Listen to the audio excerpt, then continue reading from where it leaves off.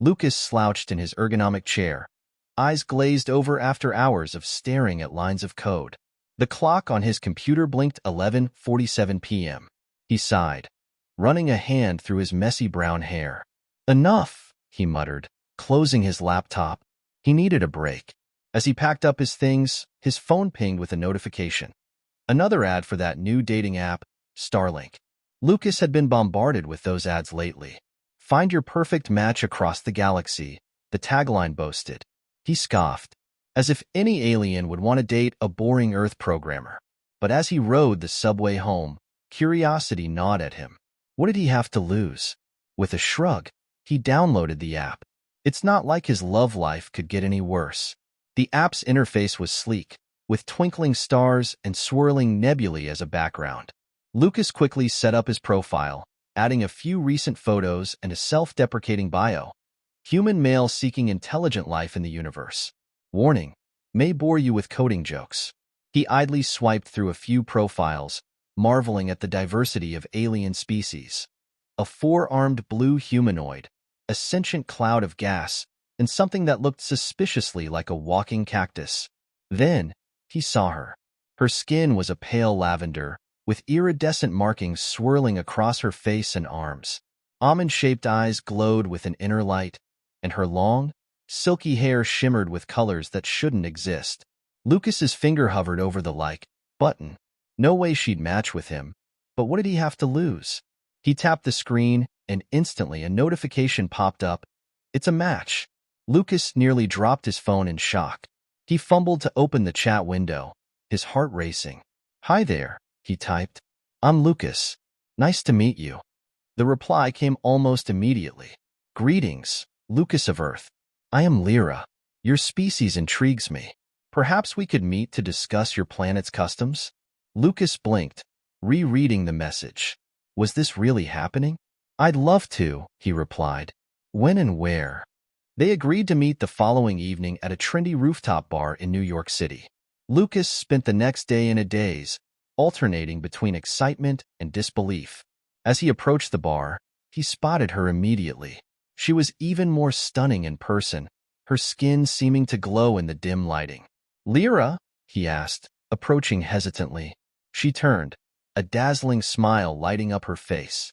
Lucas, how wonderful to meet you in person. Her voice had an otherworldly quality, like a melody carried on the wind. Lucas felt his knees go weak. Can I get you a drink? He offered, gesturing to the bar. Lyra's eyes sparkled with amusement. Actually, I brought something special for us to try, a delicacy from my home world. She produced a small vial filled with shimmering blue liquid. Lucas eyed it warily. It's perfectly safe for humans, Lyra assured him. It's said to open one's mind to new experiences. Lucas hesitated. This seemed risky, but Lyra's encouraging smile melted his reservations. What the hell? He said, taking the vial. When in Rome, right? He downed the contents in one gulp. It tasted like liquid starlight, fizzing on his tongue. So, Lucas, Lyra said, settling into her chair. Tell me about your planet. What's it like? Lucas barely got a word out before the world began to spin. Colors blurred and stretched, and he felt himself falling. He awoke with a pounding headache, lying on a cold metal floor. Harsh fluorescent light stabbed at his eyes. What the hell? Lucas groaned, pushing himself up. He was in some kind of holding cell, the walls a dull gray metal with no windows. A force field shimmered across the open doorway. Panic rose in his throat. This wasn't a bad trip. This was real. Hello, he called out. Is anyone there? What's going on? A tall, blue-skinned alien appeared on the other side of the force field. It regarded Lucas with four black eyes. Ah, the Earth specimen is awake, it said in a buzzing voice. Good. The auction begins soon. Auction? Lucas sputtered. What auction? I'm not a specimen. I'm a person. The alien ignored him, tapping something on a datapad. The force field disappeared. Come, it ordered. You will be prepared for display. Lucas backed away. No way. I'm not going anywhere until you explain what's happening. The alien sighed, producing a small device. Before Lucas could react, A jolt of electricity coursed through his body. He collapsed, muscles spasming. That was merely the lowest setting, the alien said calmly. Now, will you comply? Gritting his teeth, Lucas nodded. The alien led him down a long corridor lined with other cells. Some contained familiar Earth animals, dogs, cats, exotic birds. Others held creatures Lucas couldn't begin to describe. They entered a large room filled with various equipment. Other aliens bustled about, prepping merchandise for the auction. Stand still, his captor ordered. A beam of light scanned Lucas from head to toe. Then a mist was sprayed over his body, leaving his skin tingling. Decontamination and translator implant complete, another alien announced. Take it to holding area B. Lucas was shoved into another cell, this one containing a dozen other humans in various states of distress. What's going on? A young woman sobbed. Where are we? I think, Lucas said grimly, we're about to be sold. The next few hours passed in a blur of fear and confusion. Finally, they were herded onto a stage behind a shimmering curtain. Lucas could hear the excited murmur of a large crowd. A booming voice announced, Ladies, gentlemen, and assorted sentients, welcome to the 93rd Annual Galactic Exotic Pet Auction. The curtain rose. Lucas blinked in the sudden bright light, gaping at the vast amphitheater before him. Thousands of aliens of every conceivable shape and size filled the seats, all eagerly eyeing the humans on stage. Let's start the bidding with Lot 127, a prime male Earth specimen. To his horror, Lucas realized they were talking about him. A spotlight focused on his face as he was pushed to the front of the stage. Observe the well-developed musculature and thick head fur, the announcer said. This specimen would make an excellent manual laborer or decorative companion. Lucas tried to speak, to explain that he was sentient, but no sound came out. The translator implant, he realized, they disabled his ability to communicate. Alien appendages rose throughout the crowd, bidding vast sums for the right to own him. Lucas felt sick. Suddenly, a commotion near the front caught his attention. Two stunningly beautiful blue-skinned women were making their way to the stage, speaking urgently to the auctioneer. The announcer's voice boomed out again. It seems we have a special request, folks. The esteemed Kaya and Vaya, representatives of the Xylarian royal family, wish to inspect this specimen more closely before bidding. The two aliens gracefully ascended to the stage. Lucas's breath caught in his throat. Despite the surreal situation, he couldn't help but notice how attractive they were. Their skin was a rich emerald blue with intricate patterns swirling across their exposed flesh. Large, almond-shaped eyes regarded him with frank curiosity. Let's see those teeth, Kaya said, grasping Lucas's jaw. He tried to pull away, but Vaya held him firmly in place. Cool fingers pried his lips apart, exposing his teeth. Not bad, Kaya mused. A bit dull, but in good condition overall. What about the pelt? Vaya asked, running her hands through Lucas's hair. It's so coarse. Lucas shuddered at their touch, equal parts humiliated and involuntarily aroused. This can't be happening, he thought desperately. Now, let's check if it's male or female, Kaya said, reaching for the waistband of Lucas's pants. He yelped, trying to squirm away. The two women laughed. Definitely male, Vaya smirked, and rather reactive, too. They conferred quietly for a moment, then turned to the auctioneer. We'll take it, Kaya announced. The princess will be most pleased with this gift. As they led him off the stage, Lucas's mind reeled. Princess? Gift? What fresh hell had he gotten himself into? But a small, traitorous part of him whispered, at least your new owners are hot. Lucas silently cursed his libido. He needed to focus on escaping, not ogling his captors, even if they did have legs for days and curves that defied alien geometry. He shook his head, trying to clear it. Right. Escape first. Intergalactic flirting later. As Kaya and Vaya guided him toward their ship, Lucas began planning. Somehow, he'd find a way to communicate, to make them understand he was a person, not a pet. And if that didn't work, well, he'd just have to become the biggest pain-in-the-ass pet in galactic history. Lucas stumbled as he was led down the gleaming ramp of the alien spacecraft. The harsh sunlight of Xylaria stabbed at his eyes, forcing him to squint. Two suns blazed in a lavender sky, casting strange double shadows across a landscape that seemed to shimmer and shift. "Come along, Kor," Kaya said, tugging at the leash attached to his collar. "The princess is eager to meet you." Lucas bristled at the name and the indignity of the leash, but he knew better than to resist. He'd bide his time, play along, and look for an opportunity to escape or at least communicate that he was sentient. As they approached a towering crystalline structure that must have been the palace, Lucas couldn't help but marvel at the alien architecture. Spires of translucent blue material twisted impossibly upward, defying gravity and logic. Vaya noticed his wide-eyed stare and chuckled. "I think our new pet likes his surroundings.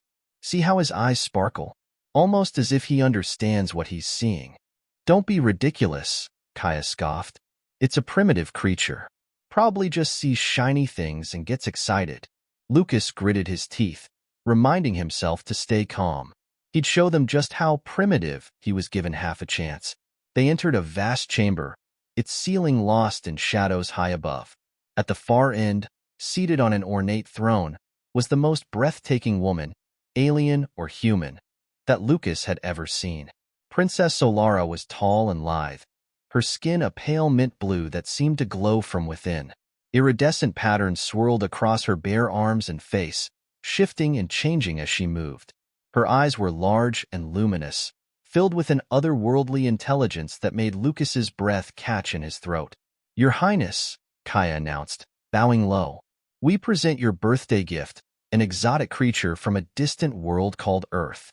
Solara rose gracefully, her flowing gown shimmering like liquid starlight. She approached Lucas, studying him with undisguised curiosity. "How fascinating," she murmured, reaching out to touch his face. Her fingers were cool and impossibly soft. "What do you call it?" "We've named him Kor, Your Highness," Vaya said. "He seems to respond well to it." Lucas stood frozen as Princess Solara's cool fingers traced the line of his jaw. Her touch was gentle, but the intensity of her gaze made him feel like he was being scrutinized under a microscope. The surreal nature of his situation washed over him once again.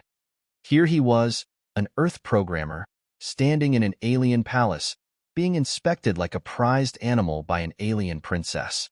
"Such an unusual creature," Solara mused, her voice soft yet commanding. "His eyes are so expressive, almost as if he's trying to communicate something." "Kaya, Vaya, are you certain he's not more advanced than he appears?" Kaya and Vaya exchanged glances. "Your Highness, he is from a primitive world," Kaya said carefully. "But Earth's creatures are known for their surprising adaptability. Perhaps he's merely mimicking intelligence." Solara tilted her head, still watching Lucas closely. "Perhaps. But there's something different about this one. Something intriguing."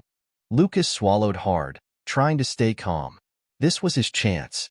If he could somehow convey his intelligence, prove that he wasn't just a pet, maybe, just maybe, Solara would treat him differently. But how? He couldn't speak. The translator implant saw to that. And any attempt to write or draw would likely be seen as meaningless scribbles. He took a deep breath and decided to go with the most basic form of communication he knew: body language. He straightened his posture and met Solara's eyes directly, trying to project as much confidence and awareness as he could. It was a gamble, but it was all he had. Solara's eyes widened slightly, a small smile playing on her lips. "Interesting. Kaya, Vaya, I think I'd like to spend some time alone with him." The two attendants hesitated, but quickly masked their surprise with practiced obedience. "Of course, Your Highness," Vaya said, bowing. "We'll take our leave." They exited the chamber with a respectful nod, leaving Lucas alone with the princess. For a long moment, Solara simply studied him, her gaze unwavering. Lucas's heart pounded in his chest. He knew he was playing a dangerous game, but there was no turning back now. "You're different," Solara said at last, her tone thoughtful. "You're not like the others, are you?" Lucas nodded slowly, hoping she'd understand. He pointed to himself, then mimed typing on an invisible keyboard, trying to convey that he was more than just a creature from a backwater planet, that he had skills, knowledge, a mind of his own. Solara's smile widened. "You understand me, don't you?" she whispered, her voice filled with wonder. "How extraordinary." Lucas nodded again, this time more vigorously. He had her attention. Now he just needed to keep it. He pointed to his throat, then made a talking motion with his hand, trying to indicate that he couldn't speak. "You can't speak?" Solara guessed, her expression growing serious. "Is it because of the implant?" "That must be it." She paused, considering. "I wonder, can you write? Draw?" Lucas's eyes lit up, and he nodded enthusiastically. Solara clapped her hands, and a small, hovering device floated over to them. It projected a thin screen of light in front of Lucas, along with a stylus-like tool. "Go ahead," Solara urged, stepping back to give him space. Lucas took the stylus and began to draw. He sketched out the Earth, a simple representation of humans, and then, as best as he could, a depiction of himself working at a computer. He glanced up at Solara to gauge her reaction. Her eyes sparkled with excitement. "You're showing me your world, aren't you? And you? You're not just any creature. You're a creator, a thinker. How fascinating." Encouraged, Lucas drew more. He depicted cities, technology, people interacting. Everything he could think of that would show her he came from a society that, while different from hers, was still advanced in its own way. Solara watched in rapt attention, her expression a mix of admiration and curiosity. When Lucas finished, she reached out and gently took his hand. "You've given me much to consider, Core," she said softly. "It seems we've underestimated your kind." Lucas's heart leapt. This was it, the breakthrough he needed. Maybe, just maybe, he could convince her to help him escape, or at the very least, treat him as an equal. But before he could think further, Solara's expression shifted, becoming more guarded. "However," she continued, "you are still bound by the laws of this galaxy. As much as I wish it were otherwise, you are now my property, Core, and I must decide what to do with you." Lucas's hope deflated. She still saw him as a possession, albeit an intriguing one. He had to tread carefully. "You've proven yourself to be intelligent, perhaps even more so than many of my own kind," Solara said, her tone almost apologetic. "But that doesn't change the reality of your situation. You're in my world now, and I'm responsible for you." She turned away, walking slowly back to her throne, her gown shimmering in the light. "I'll admit, I'm conflicted," she said, her back to him. "You're unlike any other creature I've encountered, Core. You could be more than just a pet, a companion, perhaps, an advisor, even. But such a decision is not to be made lightly." Lucas stood silently, unsure of how to respond. He had come so close to reaching her, but the barriers of their worlds, both cultural and legal, were still firmly in place. Finally, Solara turned back to him, her expression resolute. "For now, you will stay here, in the palace. I'll have quarters prepared for you. Better than the holding cells, I assure you. You'll be given access to certain areas, and I'll expect you to continue demonstrating your intelligence and skills. Prove to me that you're more than just a curiosity, Core. Show me that you're truly an equal." Lucas nodded, though his heart was heavy with uncertainty. It wasn't freedom, but it was a start. He would have to play this role carefully, balancing his desire to escape with the need to survive in this strange new world. As Solara called for her attendants to escort him to his new quarters, Lucas couldn't shake the feeling that his journey had only just begun. He was no longer just an Earth programmer. He was now a pawn in a galactic game far beyond anything he had ever imagined. But one thing was clear. If he wanted to survive, he would need to adapt, learn, and above all, prove that he was more than just a human in an alien world. And as he was led away, Lucas made a silent vow to himself. He would find a way to turn the tables on his captors. Because while they might see him as a pet, he knew he was destined for something much greater. The game was on. Lucas was led through the winding corridors of the palace by two silent attendants, their silver robes shimmering in the soft, ambient light. The architecture was unlike anything he had ever seen. Graceful arches that defied gravity, walls that seemed to shift and change color as he passed, and occasional glimpses through crystalline windows of the alien landscape outside.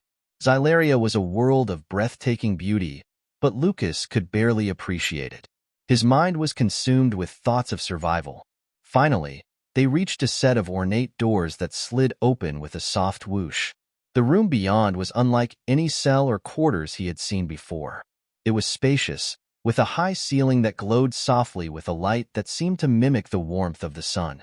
The floor was covered in a lush, emerald blue carpet that felt like moss underfoot, and a large bed with translucent, gossamer-like sheets dominated one corner.